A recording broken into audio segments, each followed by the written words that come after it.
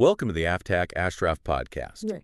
Today, we're taking a deep dive into something that doesn't get talked about openly very often, Yeah. and that is the casting couch. Mm. It's kind of the dark side of the entertainment industry, Mm. and you've shared some really fascinating sources with me that I'm excited to dig into. Yeah, looking forward to it. It's a topic that's been kept under wraps for way too long. Absolutely. And I think it's really important to bring these stories out into the open so we can understand what allows these practices to continue. For sure. And to help us kind of unpack all of this, we have our expert here who can help us understand the nuances and the wider context of these experiences. Absolutely. Now, these sources that you've shared focus mainly on the Indian film industry, Bollywood, Right. where a lot of actors and actresses have really bravely spoken out about their experiences with the casting couch. Yeah, and what's really interesting is that this is all happening at the same time that Hollywood is grappling with similar issues. Since the Harvey Weinstein scandal and all that, it's almost like a parallel beaconing. Yeah. People are starting to realize just how widespread this problem is across different cultures and industries. And, in Bollywood, there's this added layer of complexity Right. because, as Vijaya Balan pointed out, even the most powerful female actors have chosen to stay silent on this for decades. Right.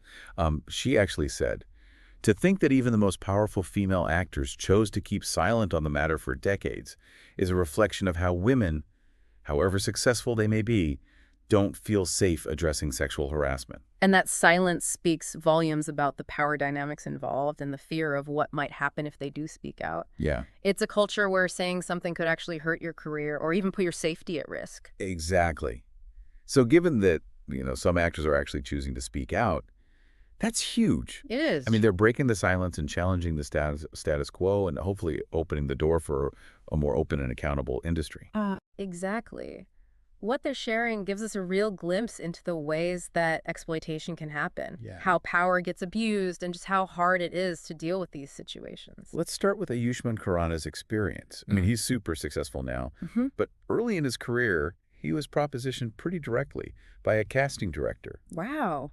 And the casting director basically said, if you want this role, you have to do this for me. It's a harsh reminder that these situations aren't always subtle or hidden. Sometimes it's just straight up abuse of power where someone uses their position to pressure and take advantage of others. Yeah. And you can imagine for someone who's just starting out, the pressure to give in can be immense. Right. You just want to break that chance to prove yourself. Exactly. So it's hard to say no when you're facing someone who can make or break your dream. And it reminds me of this quote from Sir Ian McKellen. Okay. He talked about how some aspiring actresses would actually write director's rights respected on their headshots. Oh, wow.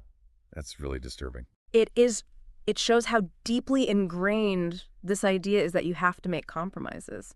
It's like it's become a twisted norm in the industry. It's a really bleak picture of how power works. Yeah. Where aspiring actors, especially women, are made to feel like they have to choose between their dignity and their careers. Right. It's just heartbreaking, and it shows why it's so important to have these conversations. Absolutely. To expose these practices and challenge the systems that keep them going. For sure. And then you have Radhika Apte's story. She was asked directly if she'd sleep with someone for a role. Wow.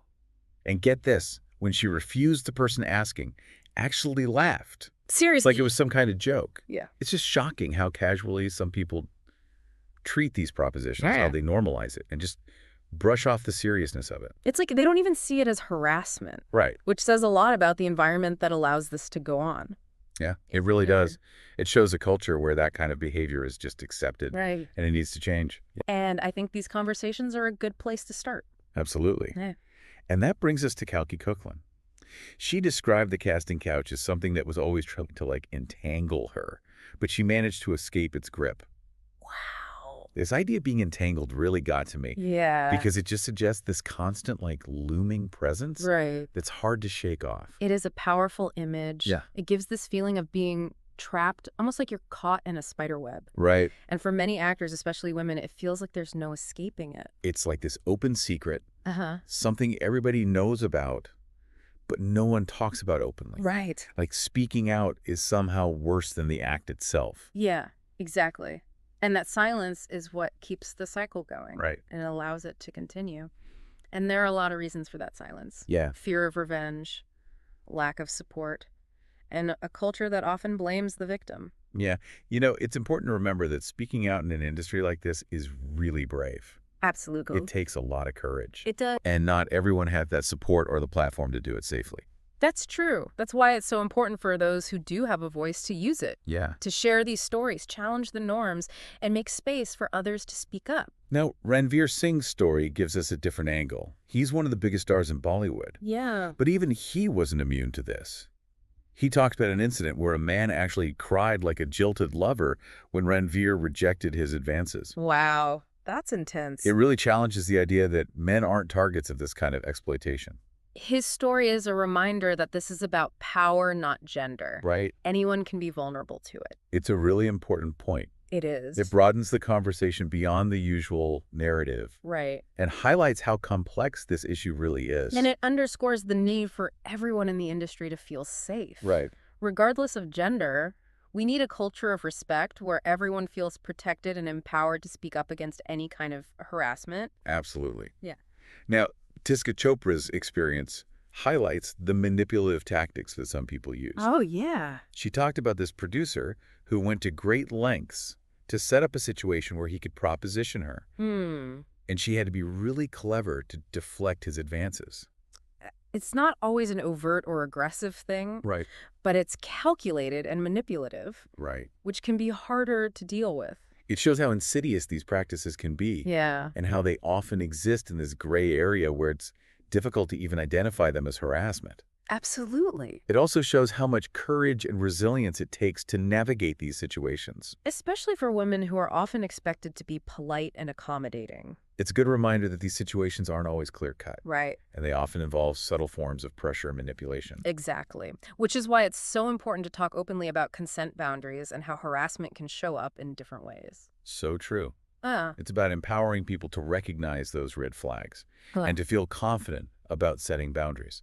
Priyanshu Chatterjee's story highlights another problem: the false promises. Oh, yeah. He was propositioned with the promise of a role which never materialized. Wow. It shows how transactional some of these encounters are. Yeah. Like giving in is seen as a way to get ahead. Exactly. They're It not- exposes the way they exploit people, making them believe that their careers depend on it. Right. And even then, there's no guarantee. It's a system built on deception. Yeah. It's a stark reminder that this isn't about mentorship or support. It's about taking advantage of people. Absolutely. It highlights the need for more transparency and accountability so that casting decisions are made based on merit, Yeah. not on who's willing to do what. Now let's touch on the situation with Payal Rohtagi and director Dibakar Banerjee. This one's more complex because we have conflicting accounts of what happened. Oh, right. Rohtagi accused Banerjee of making advances during an audition while he denied it. This case shows just how hard it is to navigate these situations when there are different versions of the story. Absolutely. It underscores the need for a fair process to investigate these claims, Yeah. making sure both sides are treated fairly. It's a reminder that every situation is unique, Right. and we need to be careful not to rush to judgment. Absolutely. Instead, we should let a thorough investigation happen to find out the truth.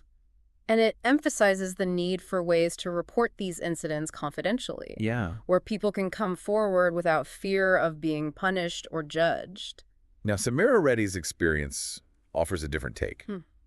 She admitted to having bad experiences, but said that she always maintained her stand and commanded respect. Good for her. It shows that people handle these situations differently Right. and choose to respond in ways that feel empowering to them. Her experience reminds us that there's no one right way to deal with this. Yeah. Some people might feel okay speaking out publicly, Right. while others might choose to address it directly or talk to someone they trust.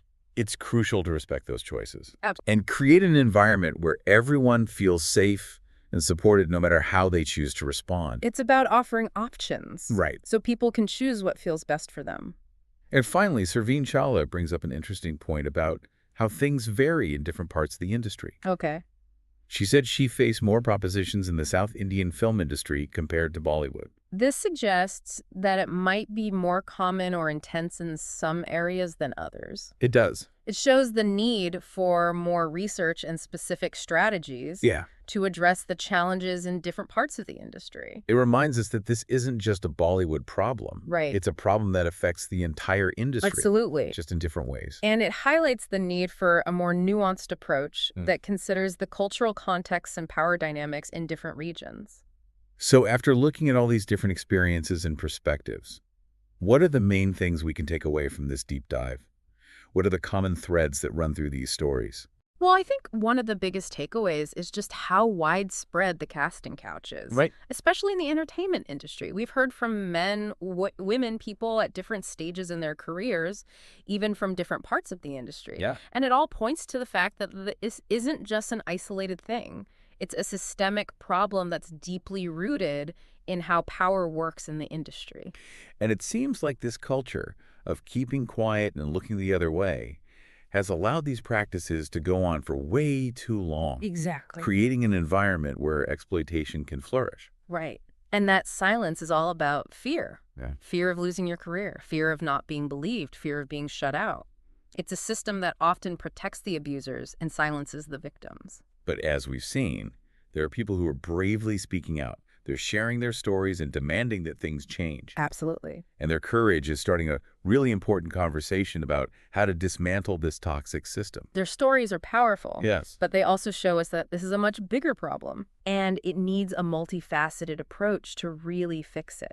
So what can we actually do to address this head on?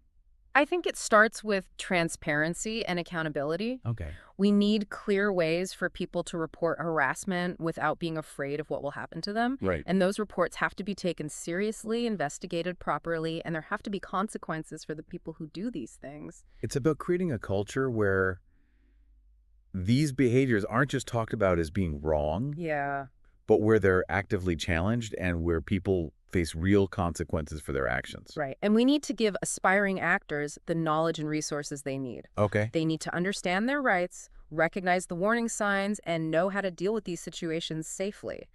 Education is key in breaking this cycle of abuse. It's about creating a culture where aspiring actors feel confident saying no, Yeah. setting boundaries and reporting any bad behavior without worrying about their careers. Exactly. And it's not just about protecting individuals. It's about changing the whole industry culture. Yeah. We need to move away from this transactional way of thinking where success is seen as something you trade for. I see. We need to build a culture of respect, professionalism, and meritocracy, Right. where the only things that matter are talent and hard work. It's about creating a system where people can chase their dreams without feeling pressured to compromise their values or their self-respect. Absolutely. Yeah. And everyone needs to be involved in this. Actors, directors, producers, casting agents, unions, even the audience.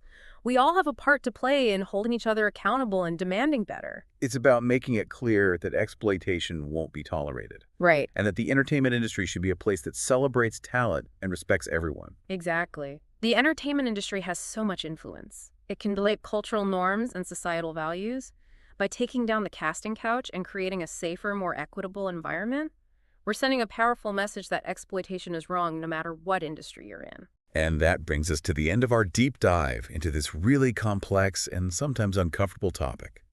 We've explored the dark side of the entertainment industry, heard from those who have been affected, and discussed how we can make things better. We hope this has been insightful and made you think. The real work starts now. Yes, It's up to all of us to create a more just and equitable industry. absolutely. As you continue to enjoy films and entertainment, keep these stories in mind. Keep these conversations going and demand better from those in power. It's on all of us to create an industry that celebrates talent and respects everyone. We have the power to change the narrative. We do. Let's use it wisely and build an industry we can all be proud of. Couldn't agree more.